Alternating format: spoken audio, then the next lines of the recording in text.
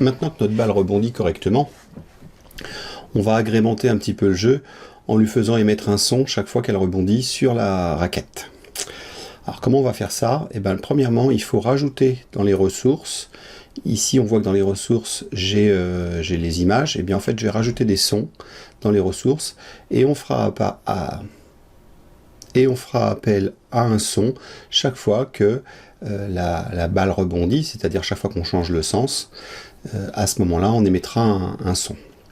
Alors comment on trouve les sons? En fait, on va sur internet et il y a des sons qui sont gratuits. Donc par exemple sur freesound.org, on peut rechercher les sons que l'on veut. Donc là, moi j'ai fait des recherches pour avoir ce son-là quand on va rebondir sur une raquette. Par exemple, ce son-là quand on va rebondir sur l'autre raquette, et ce son-là, par exemple, lorsque l'on touche un mur, pour dire que c'est fini. Donc le plus simple consiste à enregistrer ces sons sur l'ordinateur. Voilà, donc on va les télécharger et je les enregistre. Je vais mettre ça dans ma musique. Voilà. Voilà pour celui-ci. Donc celui-ci aussi, on va l'enregistrer.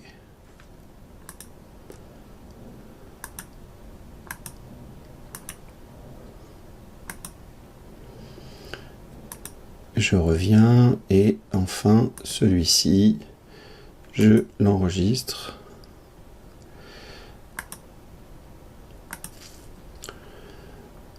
Voilà, donc normalement dans mon dossier j'ai mes 3 sons que je peux écouter.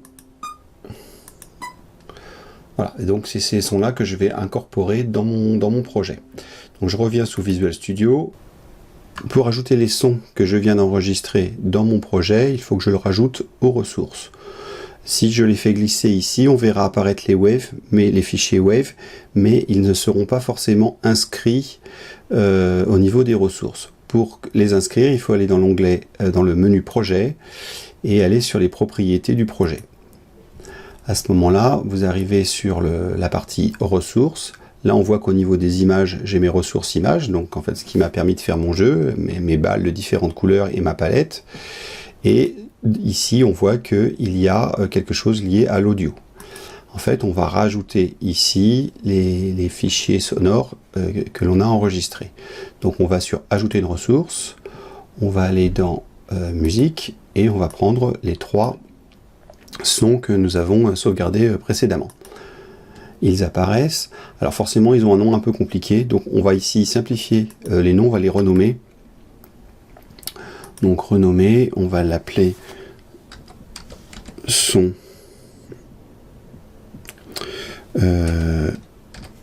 raquette droite. Voilà. Donc celui-ci, voilà, donc il y avait celui-ci, il y avait celui-ci. Donc là, on va l'appeler son raquette gauche. Et puis ça va être le son lorsque on touche le bord et que c'est pas terrible. Donc on va faire son bord. Une fois que j'ai ça, donc au niveau de mes ressources, ils seront nommés de cette manière-là, et ces ressources iront pointer sur le fichier qui correspond et qui sera enregistré dans le projet. On voit qu'ici il y a une petite étoile, c'est-à-dire que mon projet n'est pas sauvegardé, donc je clique sur la disquette ici pour faire la sauvegarde, et nos fichiers apparaîtront dans les ressources. Ensuite, il faut que notre application soit capable de jouer du son. Pour ça, il faut qu'en fait, elle puisse incorporer un player qui va pouvoir donc jouer les sons. Il faut donc rajouter ici ce qui va permettre de jouer des médias. Donc en fait, il faut taper Using System. Voilà. Et donc, médias, ce qui permet de jouer soit des vidéos, soit des sons, soit des choses comme ça. Et donc ça va incorporer les objets permettant de jouer des sons, en particulier un player qui va donc pouvoir nous aider pour produire les sons. Ensuite, ici, je vais créer un objet de type SoundPlayer, que je vais appeler audio,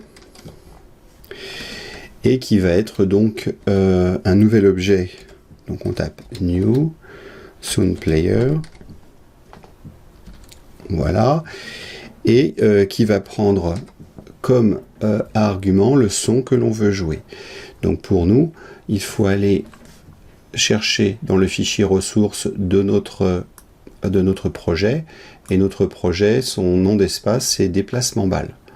Ici, hein, on l'a dans le namespace. Donc je reviens ici, et là je vais taper donc déplacement balle.